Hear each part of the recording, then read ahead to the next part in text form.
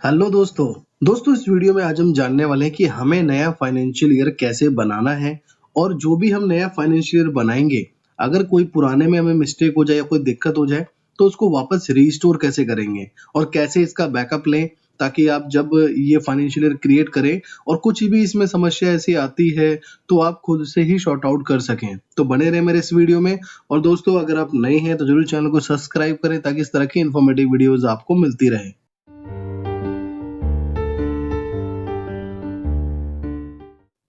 तो चलिए दोस्तों, स्टार्ट करते हैं। दोस्तों, सबसे पहले मैं आपको ये दिखा देता हूँ कि आज जो अभी जो चल रहा है वो 2023-2024 फाइनेंशियल ईयर चल रहा है। अब जैसे कि आज देख पा रहे हैं आप कि 31 मार्च है आज, और कल जो बिलिंग होगी वो नए फाइनेंशियल ईयर में बिलिंग होगी। तो हमें जो है जैसे ही कल का दिन जब आएगा, यानी कि 1 अप्रैल का टाइम जब आएगा, तो हमें नया फाइनेंशियल ईयर क्रिएट करना होगा। तो अब वो कैसे करना है, अब इन सब चीज़ों के बारे में मैं आपको बताता हूँ। नया फाइनेंशियल ईयर क्रिएट करने से पहले आपको बैकअप लेना है, और बैकअप लेना है और जितने भी आपके पुराने फाइनेंशियल ईयर के भी बैकअप होंगे वो भी आपको लेके रखना है। देखिए कैसे लेना है बैकअप। ये जो है मेरे पास गोल्ड वर्जन है, और सिल्वर वर्जन, गोल्ड वर्जन में आपको ये बटन्स मिल जाते हैं।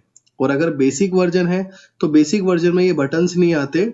आपको फिर क्या करना होगा, वैसे अगर सिल्वर गोल्ड है तो एग्जिट पे क्लिक करना है, और बेसिक वर्जन है तो आप कीबोर्ड से अल्ट एक्स कर सकते हैं, या फिर यहाँ पे सबसे लास्ट में एक मेनू आपको दिखाई देता है एग्जिट। इस एग्जिट के मेनू पे क्लिक करके और यहाँ पे भी आपको एग्जिट पे क्लिक करना है। और उसके बाद जितनी भी जो आपकी कंपनीज है सारी कंपनीज शो हो जाएगी। आपकी जो कंपनी है उसके ऊपर आपको एंटर करना है। और नया फाइनेंशियल ईयर बनाने से पहले मैंने बताया आपको बैकअप लेना है। तो जैसे ये मेरी कंपनी है वन शॉप मेडिकोस, तो उसके बाद मैंने इस पे एंटर किया। एंटर करने के बाद मैं बैकअप ऑफ फाइनेंशियल ईयर पे जाऊंगा, और बैकअप ऑफ फाइनेंशियल ईयर पे जाने के बाद आपको यहाँ पे एंटर करना है अपने पुराने फाइनेंशियल ईयर को। अब जैसे कि आप देख पा रहे हैं कि यहाँ पे एक ही फाइनेंशियल ईयर है 23-24। अगर इसमें और भी फाइनेंशियल ईयर होते जैसे 22-23, 21-22, तो उनके भी आपको सेम ऐसे ही बैकअप लेने हैं। जैसे अभी मैं इसका लूंगा, मैंने इस पे एंटर किया। अब एंटर करने के बाद ये बैकअप मेरा जा कहाँ रहा है आपको ये पता होना चाहिए, ताकि अगर कुछ भी मिस्टेक होती है या कुछ भी सॉफ्टवेयर में आपको समझ में नहीं आया, वापस पहले जैसा करने के लिए आपको इस लोकेशन पे ही जाना पड़ेगा। तो अगर आपको क्लियर नहीं हो पा रहा कि ये कहाँ की लोकेशन है, मतलब कहाँ पे सेव होके जाएगा, तो आप यहाँ पे देख पा रहे होंगे कि F10 की प्रेस कर सकते हो अपने खुद से डिसाइड करने के लिए कि मैं किस लोकेशन पे सेव करना चाहता हूँ। अब जैसे ही मैं यहाँ पे कीबोर्ड से F10 करता हूँ, अगर आपका लैपटॉप लेटेस्ट लैपटॉप है या कीबोर्ड लेटेस्ट कीबोर्ड है, तो आपको क्या करना होगा, F10 के साथ यूज करना होगा। पहले आप डायरेक्टली F10 करें, और F10 से काम नहीं हो रहा तो F10 करें। अब देखिए लोकेशंस खुल गई है। अब मुझे इसको कहाँ पे सेव करना है मुझे ये बताना है। तो देखिए दिस पीसी में मैं चाहता हूँ कि डी ड्राइव के अंदर, और डी ड्राइव में बैकअप के नाम से मैंने एक फोल्डर बनाया हुआ है। और आप चाहते हैं कि आप कोई और फोल्डर बनाना चाहे तो डी ड्राइव, यानी कि जिस ड्राइव में भी आप करना चाहते हैं, और उस पे मेक ए न्यू फोल्डर आप कर देंगे। मेक ए न्यू फोल्डर करने से क्या होगा, अभी आपको ये भी एग्जांपल दिखाया तो मैंने किया मेक ए न्यू फोल्डर, और देखो यहाँ पे फोल्डर का नाम डालने के लिए पूछ रहा है।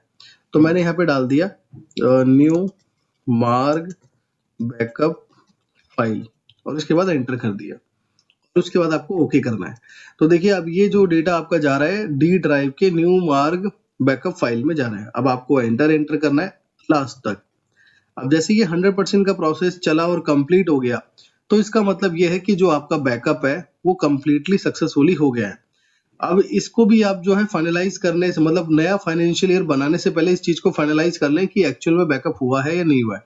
तो मैं यहाँ पे विंडो ई से अपना दिस पीसी खोलता हूँ। तो मेरा दिस पीसी यहाँ पे ओपन हो गया। अब मैं यहाँ पे डी ड्राइव में जाता हूँ और चेक करता हूँ कि मार्ग न्यू के नाम से फोल्डर बना है या नहीं बना है। तो मैं यहाँ पे सर्च कर लेता हूँ MARG या फिर न्यू मार्ग। ये देखिए ये न्यू मार्ग के नाम से फोल्डर बना हुआ है।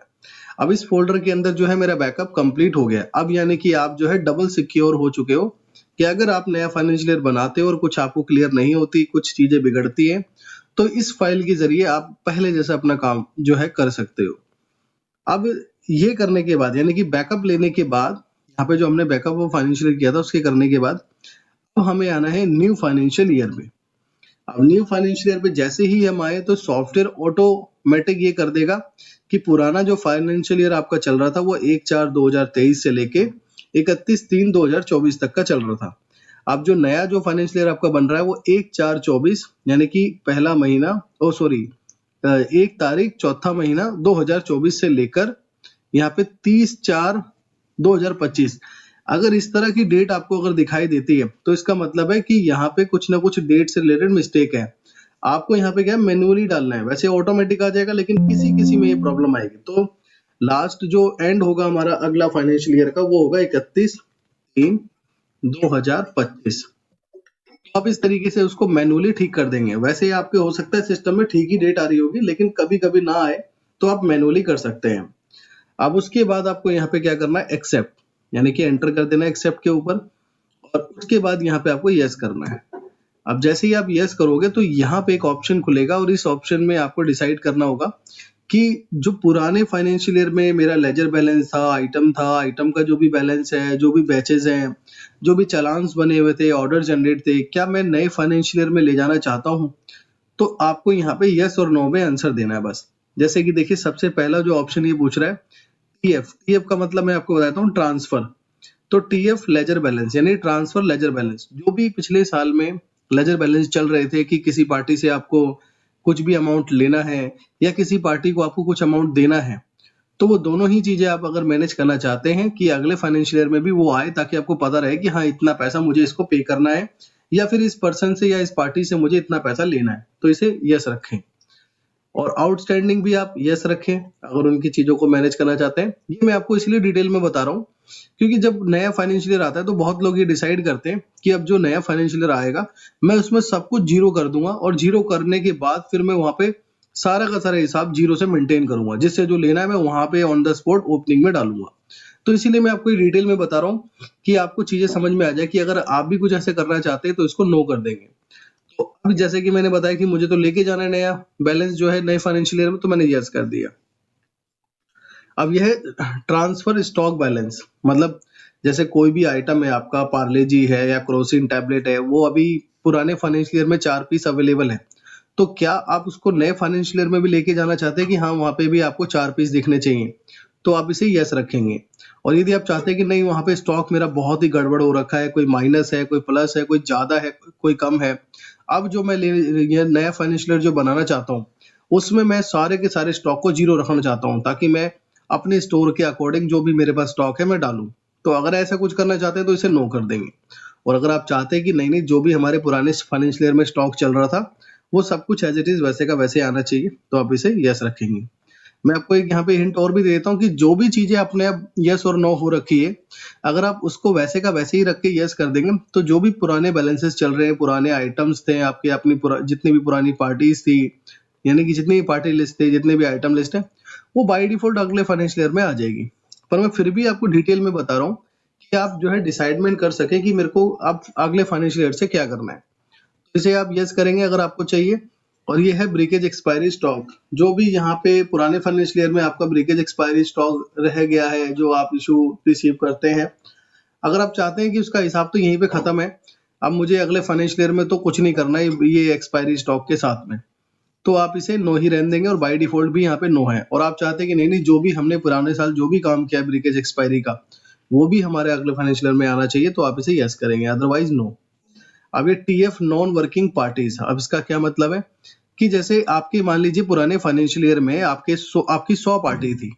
अब इस 100 पार्टी के अंदर 80 पार्टी के साथ तो लेन देन चल रहा है, सेल परचेज चल रही है, जो भी पेमेंट रिसिप्ट होनी चाहिए वो सब कुछ हो रही है, लेकिन 20 पार्टी ऐसी है जिनके साथ कोई ट्रांजेक्शन नहीं हो रहा, या जो भी ट्रांजेक्शन हुए थे उसका टिल हिसाब जीरो है, और उसके साथ अब आपको काम भी नहीं करना है, तो आप इसे नो कर देंगे कि नॉन वर्किंग आइटम पार्टी, कि मुझे नहीं नहीं ले जाना अगले फाइनेंशियल ईयर में। और यस करने से ये होगा कि जितनी भी आपकी पार्टी लिस्ट है, चाहे किसी की ट्रांजेक्शन हो रही है, नहीं हो रही है, जीरो बैलेंस है, या फिर ये सारी चीजें, तो अपने आप ही वो अगले फाइनेंशियल ईयर में आ जाएगा।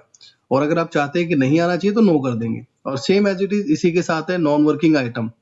अब जैसे आइटम लिस्ट में 10,000 आपके आइटम है, लेकिन जो है 10,000 आइटम में इतने बेकार आइटम कुछ है, किसी का स्टॉक जीरो है, किसी का नाम गलत है, इसीलिए आपने उसमें स्टॉक नहीं डाला हुआ है, कुछ और प्रॉब्लम है किसी के साथ में, तो आप चाहते हैं कि बस वही आइटम आए जिसके साथ अभी हम कंटिन्यूअसली काम कर रहे हैं, जिसका स्टॉक अवेलेबल है, तो आप इसे नो कर देंगे। अगर आप चाहते हैं कि वो आइटम डिलीट हो जाए जो जिनके स्टॉक ज़ीरो हैं, जिनके साथ हम कोई काम नहीं कर रहे हैं। और यदि आप चाहते हैं कि नहीं-नहीं जो भी आइटम है वो सब कुछ हमारे नए फाइनेंशियल ईयर में आ जाए, क्योंकि हम उसको मैनेज कर लेंगे। ऐसा है तो आप इसे येस करेंगे। यह है नॉन वर्किंग बैच, जो बैच सेल हो चुके हैं, उस बैच को भी आप अगले फाइनेंशियल ईयर में ले जाना चाहते हो या नहीं? तो ये बाय डिफ़ॉल्ट नो रहता है, इसको नो ही रखें क्योंकि जो बैच सेल हो गया हमें उसका कोई काम ही नहीं है अब। वो स्टॉक ही नहीं है हमारे पास, वो जा चुका है कस्टमर्स को, तो आप इसे क्या रखेंगे? नो रखेंगे। अब यह है ट्रांसफर सेल चालान। अब जितने भी चालान आपने जनरेट करे हैं, आप जो भी चाहते हैं कि ये चालान अगले फाइनेंशियल ईयर में आना चाहिए, तो आप उसे येस करें। चालान का मैं एक लॉजिक और भी बता देता हूँ कि अगर आप इसे येस करते हैं, मान लीजिए आपने एक 27 मार्च का चालान बनाया हुआ है, 25 मार्च का चालान बनाया है, कुछ फरवरी के चालान बनाए हुए हैं आपने। अगर आपने इसे येस कर दिया, तो वो सारे के सारे चालान जो है आपके कन्वर्ट हो जाएँगे अगले फाइनेंशियल ईयर में 1 अप्रैल को। जो 27 तारीख को आपने चालान बनाया था वो ऑटोमेटिक 1 अप्रैल वहाँ पे शो करने लगेगा, 1 अप्रैल को वो आ जाएगा चालान। तो ये चीज़ें आप जो है सोच समझ कर करना, बाकी अगर आप कर भी दोगे तो जैसा कि मैंने बताया कुछ भी मिस्टेक अगर होती है, समझ में नहीं आता, तो आप रीस्टोर भी कर सकते हो डेटा और वो अभी हम करके भी देखेंगे। और इसमें मैं एक जो है चेंजेस कर देता हूँ ताकि मुझे समझ में आ जाए। मैं इसमें नॉन वर्किंग आइटम को नहीं ले जाना चाहता, तो मैंने इसे नो कर दिया। अब मान लीजिए कि यही मिस्टेक मेरे से हो जाएगी तो मैं आपको डेटा रिस्टोर करके भी दिखाऊँगा कैसे करते हैं। तो चालान्स अगर आप ले जाना चाहते हैं तो आप इसे येस करें, ये सारे चालान्स के ही पैटर्न हैं और ये है सेल ऑर्डर। सेल ऑर्डर और परचेज ऑर्डर दोनों है ये। जैसे हमने पिछले फाइनेंशियल ईयर में कोई भी सेल ऑर्डर बनाया हुआ है या परचेज ऑर्डर बनाया हुआ है, तो वो हमारे अगले फाइनेंशियल ईयर में कन्वर्ट हो जाए, मतलब ट्रांसफर हो जाए कि वहाँ से हटकर हमारे नए फाइनेंशियल ईयर में आ जाए। तो आप इसे येस कर सकते हैं। यदि आप चाहते हैं कि नहीं जो भी हमने ऑर्डर लिया था या दिया था, हमें सब डिस्ट्रॉय करने हैं, हमें कुछ नहीं रखना उनका रिकॉर्ड, तो आप इसे नो कर देंगे और उसके बाद आप इसको येस करेंगे। अब येस करने के बाद यहाँ पे डिपेंडेंसी रहेगी आपके आइटम, लेजर, आपके ट्रांज़ैक्शंस इन सब के ऊपर। तो नॉर्मली इसमें जो है 1 मिनट या कुछ 50 सेकंड का समय लगता है, जैसे कि आपके सामने अभी यहाँ पे क्रिएट हो गया 50 सेकंड के अंदर ही या 20-30 सेकंड के अंदर और देखो नया फाइनेंशियल ईयर हमारा बन गया। पर कभी-कभी ऐसा होता है कि वहाँ पे आपके 2 मिनट लग जाते हैं, 1.5 मिनट लग जाते हैं, 2.5 मिनट भी लग जाते हैं अगर आइटम लिस्ट आपके पास ज़्यादा है। तो वहाँ पे आपको वेट करना है जब तक वो प्रोसेस होकर इस तरीके से नहीं दिख जाता। अब देखिए अब मैं इसमें कोई भी बिल जनरेट करता हूँ, तो देखिए यहाँ पे अब मेरा बिल जो बन रहा है वो 1 अप्रैल से बन रहा है। जैसे कि आप यहाँ पे देख पा रहे हो 1 अप्रैल और बिल नंबर मेरा स्टार्ट हो रहा है A001। तो सबसे बड़ी क्वेरी जो रहती है इसमें फाइनेंशियल ईयर बनाने के बाद में कि जो पिछले साल हमने बिल बनाया था उसमें भी हमारा ऐसे ही आया था A001। तो आप इसी को कंटिन्यू करना चाहते हैं तो आप कर सकते हैं। और यदि आप चाहते हैं जैसे पिछले साल में आपके बिल बने हैं मान लो 140, आप चाहते हो कि नहीं अब जो मैं नया फाइनेंशियल ईयर बनाया मैंने इसमें 142 से ही शुरू होना चाहिए, मुझे 001 से नहीं करना, तो वो भी कर सकते हैं। और यदि आप चाहते हैं कि नहीं मेरी फर्म का नाम तो वन शॉप मेडिकोज करके है, तो मैं चाहता हूँ 1S और M फिर 001 से बिल स्टार्ट हो, तो ऐसी कोई भी क्वेरी है आपको ये पहले ही रिजॉल्व करना होगा पहले ही बिल में, क्योंकि पहला ही बिल जो है आप डिसाइडमेंट कर सकते हैं, उसके बाद ऑटोमेशन जो है वो चलता रहेगा आगे ऑटोमेटिक।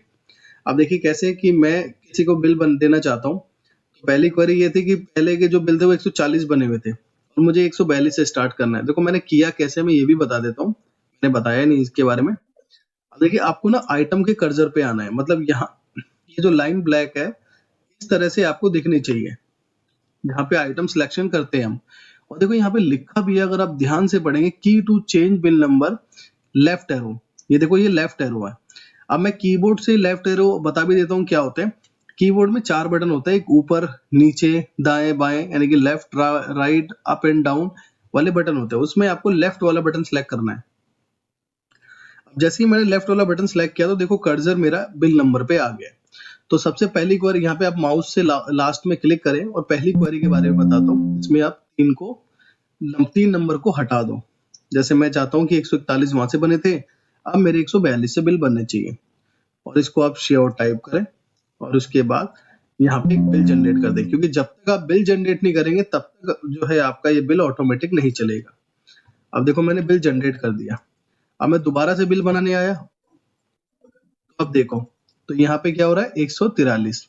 अब ये ऑटोमेटिक ऐसे चलता जाएगा। पहली क्वेरी तो आपकी ये सॉल्व होगी कि हमें इस तरीके से बिल भी रखना होता है।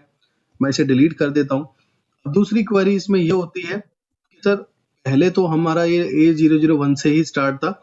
अब हम चाहते हैं कि हमारी जो शॉप का नाम है वन शॉप मेडिकोज करके है, तो 1SM फिर 001 से मेरा बिल स्टार्ट हो। तो आपको फिर से वही प्रोसीजर फॉलो करना है, लेफ्ट एरो की प्रेस करना है यहाँ पे, और यहाँ पे इस बार हमने पहले 3 हटाया था, अब हमें इसके सबको हटाना पड़ेगा।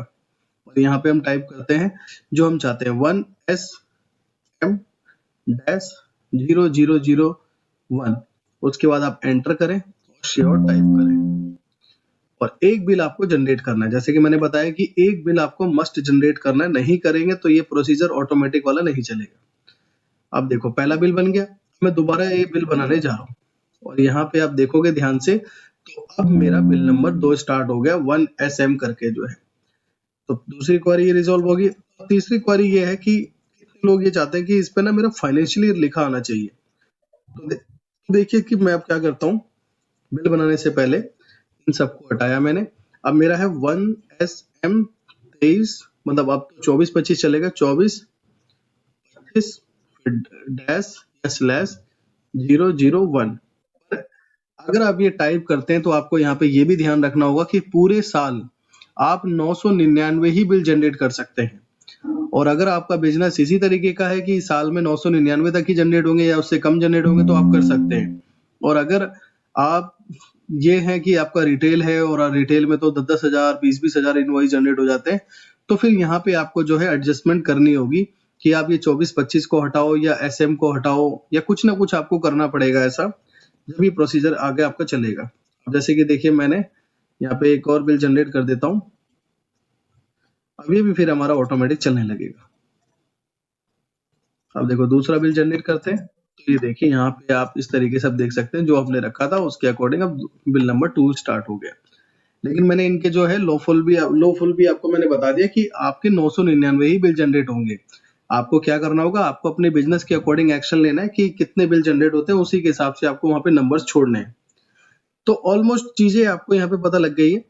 नया फाइनेंशियल ईयर बनाने के बाद हमें बिल सीरीज के बारे में सोचना पड़ता है, वो भी क्लियर हो गया। अब मान लीजिए इसमें दिखाता हूं मैं पहले आपको स्टॉक में जाके करंट स्टॉक। और देखिए करंट स्टॉक में मैंने एक ऑप्शन इनेबल किया था कि जो स्टॉक मेरे पास अवेलेबल हो वही मेरा अगले फाइनेंशियल ईयर में ट्रांसफर हो। तो देखिए यहाँ पे कितना स्टॉक है, 1481। और मैं अगर पुराने फाइनेंशियल ईयर में अपने जाता हूँ, पुराने फाइनेंशियल ईयर में जाते कैसे हैं ये भी मैं आपको बता देता हूँ। यहाँ एग्जिट के बटन पे क्लिक करना है, या बेसिक एडिशन है आपके पास तो एग्जिट में जाके एग्जिट करना है, या अल्टेक्स, तो आप अपनी यहाँ पे आ जाएंगे कंपनी लिस्ट में। उसके बाद आप एंटर करके मार्क गेटवे करेंगे तो यहाँ पे आपको सिलेक्ट कर लेना है पुराना फाइनेंशियल ईयर। और उसके बाद हम जाते हैं यहाँ पे स्टॉक में, करंट स्टॉक, और देखिए यहाँ पे चेक करते हैं। वहां पे मैंने दिखाया था आपको कुछ 1441 समथिंग था, और यहाँ पे देखिए 4012 स्टॉक है। एक बार फिर से दिखा देता हूँ, 4012।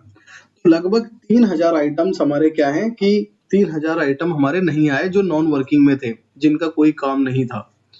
अब ये मिस्टेक आप मान लीजिए कि हमसे हो गई है, तो अब हम क्या करेंगे, सबसे पहले जो हमें काम करना है एग्जिट पे क्लिक करना है। फिर से सबसे पहले हमें डिलीट करना है नया फाइनेंशियल ईयर।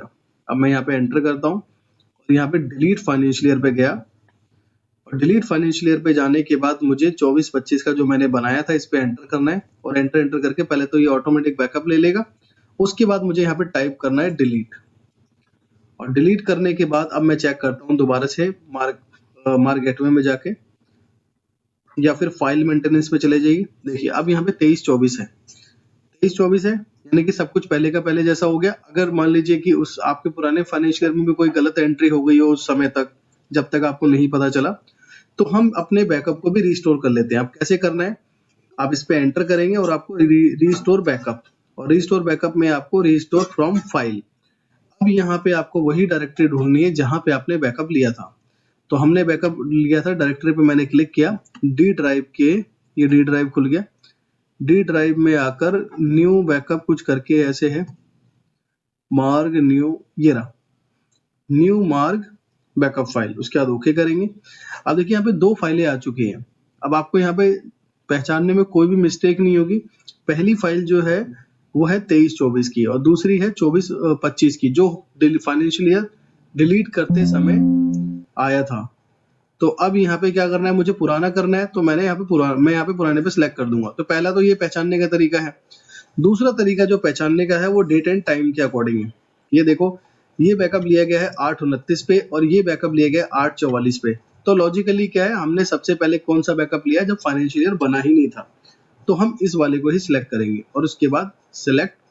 और यहाँ पे आपको 3 ऑप्शन नजर आएंगे, तो इन तीनों में आपको ओवरराइट वाले ऑप्शन पे क्लिक करना है और रीस्टोर टाइप करना है। अब इससे ये होगा कि जो भी आपका, जो इसको स्केप करना है, 2-3 बार स्केप करना पड़ेगा इसको आपको। तो जो भी आपने पुराना काम किया था, पुराना जो भी उसमें था आपका फाइनेंशियल ईयर बनाने से पहले, सब कुछ आपका इसके अंदर आ चुका है। अब देखो, चाहे हम स्टॉक की बात करें, चाहे हम सेल परचेज की बात करें, जो भी हमारा डेटा था सेल के अंदर, किसी भी चीज से रिलेटेड बात करोगे तो आपका डेटा सारा बैकअप हो गया है। अब इसमें आप नया फाइनेंशियल ईयर बना सकते हैं। तो ये चीज जो है डेटा से रिलेटेड क्वेरी थी, अब यहाँ पे ये मिस्टेक है तो मैं इसे ठीक कर देता हूँ। 2025, उसके बाद एक्सेप्ट, इसको यस, और उसके बाद एंटर एंटर करके जो आपको ले जाना है वो ले जा सकते हैं, वो कर सकते हैं। और यहाँ पे ये देखिए, अब ये हमारा फाइनेंशियल ईयर बन गया है। अगर इस तरह का ऑप्शन है तो 2-3 बार आप इसको स्किप कर देंगे। अब ये फाइनेंशियल ईयर बन के हमारा कंप्लीट रेडी हो गया। और दोबारा मार्केट में करेंगे, देखो 24-25 का फाइनेंशियल ईयर हमारा बन गया। अब जो तीसरा केस आता है इसमें कि सर फाइनेंशियल ईयर तो बन गया, अब देखो हम किसी लेजर को उठा लेते हैं। किसी लेजर से हमें एग्जांपल ये पता लगेगा कि ए एन ड्रग डिस्ट्रीब्यूशन, इसका बैलेंस है 2000 रुपए का, ठीक है। और ये हमारी जो है, ये हमारी है परचेज की पार्टी। 2000 रुपए तो इनसे हमें लेना ही है, हमने इनको एडवांस दे रखा है 2000 रुपए। लेकिन क्या हुआ कि इनका एक बिल था जो हम चढ़ाना भूल गए थे फाइनेंशियल ईयर बनाने से पहले। तो अब हमें क्या करना पड़ेगा, मार्क गेटवे और पुराने फाइनेंशियल ईयर में जाना पड़ेगा इनकी परचेज बिल को चढ़ाने के लिए। अब मैं यहाँ पे आया और अल्ट पी किया, तो यहाँ पे आपको पूछेगा टाइप करने के लिए। अगर आपको एंट्री करनी है तो यहाँ पे श्योर टाइप करें, तो मैंने श्योर टाइप किया। और यहाँ पे किस तारीख का बिल था वो तारीख आपको डालनी है। मान लीजिए 28/3 का बिल था ये, तो 28/3 कर दिया मैंने। और उसके बाद यहाँ पे ए एन, यही पार्टी थी, और बिल नंबर डाल दिया मैंने इनका। और जो भी आइटम मैंने इनसे लिया था, सपोज मैंने ये वाला आइटम बाय किया, बैच ये लिया, बैच एक्सपायरी डाल दी, और 50 पीस खरीदे मैंने इनके, और 24 रुपए का रेट पड़ा ये। तो लगभग 1260 रुपए का ये बिल है। अब मैंने इनको सेव कर दिया, तो बिल तो आपने चढ़ा दिया। और ये देखिए, इनसे पहले 2000 रुपए लेना था, लेकिन फिर 1300-1400 रुपए का आपका बिल आया, तो ऑटोमेटिक ये अमाउंट अपने आप ही माइनस हो गया, मतलब अपने आप ही लेस हो गया ये अमाउंट, क्योंकि 2000 रुपए आपने इनको एडवांस में दे रखे थे। अब ये तो आपने यहाँ पे कर दिया। अब हम नए फाइनेंशियल ईयर में गए, और नए फाइनेंशियल ईयर में जाके हम जब लेजर को देख रहे हैं, यहाँ तो 2000 रुपए ही शो कर रहा है, जबकि माइनस हो जाना चाहिए लगभग 700 कुछ रुपए, वहां पे शो हो रहा है 740 रुपए इनका बचना चाहिए। तो परचेज बिल तो आपने वहां पे चढ़ा दिया। तो अब आपको क्या करना है कि ऑटोमेटिक ये दोनों डेटा सिंक होकर मुझे नेट चीजें यहाँ पे पता लग जाए। तो अब आपको क्या प्रोसीजर फॉलो करना है, आपको रिपोर्ट्स में जाना है, मैनेजमेंट रिपोर्ट, यूटिलिटी, और यूटिलिटी के बाद आना है आपको कैरी बैलेंस। और कैरी बैलेंस पे जैसे ही आप यस करेंगे, तो यहाँ पे ऑप्शन आ जाएगा आपको कि वहाँ पे जो भी काम हुआ है और आज यहाँ पर भी जो काम हुआ है, दोनों को कैरी करके मुझे इनका नेट बैलेंस या नेट स्टॉक जो भी चीजें हैं, वैल्यूएशन या प्रॉफिट एंड लॉस बताएं। तो आप इसे यस कर देंगे। और यस करने के बाद आपको डिफॉल्टली आपको यहाँ पे enter enter enter enter enter करके इसे यस करना है बस। और जैसे ही ये ऑप्शन आ जाएगा, इसको तो 2-3 बार आप स्केप कर देंगे। और उसके बाद अब हम चेक करते हैं। अभी देखिए, ये जो हमारा फाइनेंशियल ईयर है, ये हमारा फाइनेंशियल ईयर क्या चल रहा है, 24-25 ही चल रहा है। अब हम चल के देखते हैं। तो देखिए, अब यहाँ पे क्या हो रहा है, ए एन ड्रग जो डिस्ट्रीब्यूशन है, इसका बैलेंस यहाँ पे एडजस्ट हो चुका है। और देखो साइड में आपको ये दिखा भी रहा है कि इनका जो ये पेमेंट एडजस्ट हुआ था, वो हुआ था इस बिल से, जो ये बिल हमने चढ़ाया हुआ था 1260 का। पुराने कोई भी रिकॉर्ड में अगर आपने एंट्री कर दी है और उसको नए रिकॉर्ड से मैच करना है, तो कैरी बैलेंस करना पड़ता है। अब यहाँ पे एक दिक्कत और आती है कि कैरी बैलेंस कभी कभी जो है ये लिखा आ जाता है कि carry balance setup not not set up not set up. तो आपको क्या करना पड़ेगा, मास्टर में जाना पड़ेगा। ये आपको नए वाले में नहीं, पुराने वाले दोनों में आपको करना होगा। तो पहले पे गया पुराने वाले पे, और यहाँ के कंट्रोल रूम में गया, मास्टर के मेनू में जाके लास्ट में कंट्रोल रूम, ये मार्क सेटअप और कंट्रोल रूम, और यहाँ पे सर्च इन ऑल पे एंटर करके आप टाइप करोगे कैरी बैलेंस, और उसके बाद इसको एक्सेप्ट, और इसे ये ऐसे नो हो रखा होगा, इसे वाई करना है। उसके बाद स्केप करके यस करेंगे, और सेम प्रोसीजर आपको नए वाले में करना है। तो दोस्तों इस वीडियो में आपने जो है डिटेल में समझा कैसे हमें नया फाइनेंशियल ईयर बनाना है, कैसे उसका बैकअप लेना है, मिस्टेक हो जाएगी तो कैसे हम उसे रीस्टोर करना है, और अगर हमने पुराने रिकॉर्ड यानी पुराने फाइनेंशियल ईयर में कोई काम कर दिया और उसके बाद नए फाइनेंशियल ईयर से बैलेंस उसका एडजस्ट करना है तो वो कैसे करना है, और फिर जो हमें एरर आता है कि आपका जो कैरी बैलेंस है वो ऑन नहीं है तो उसको कैसे इनेबल करना है, ये भी आपको पता लग गया। तो दोस्तों इस वीडियो को जो है आप देखकर ये समझ चुके होंगे कैसे आपको सारे काम करने हैं। अगर फिर भी कोई क्वेश्चन है आपका तो मुझे आप जो है कमेंट के थ्रू बता सकते हैं। बाकी वीडियो अच्छा लगा, वीडियो को लाइक करें, चैनल को सब्सक्राइब करें, और सॉफ्टवेयर बाय करना है या सॉफ्टवेयर की पेड सर्विसेज लेनी है, कस्टमाइजेशंस कराने, तो दिए गए नंबर पर हमारे कॉन्टैक्ट कर सकते हैं। Thanks for watching.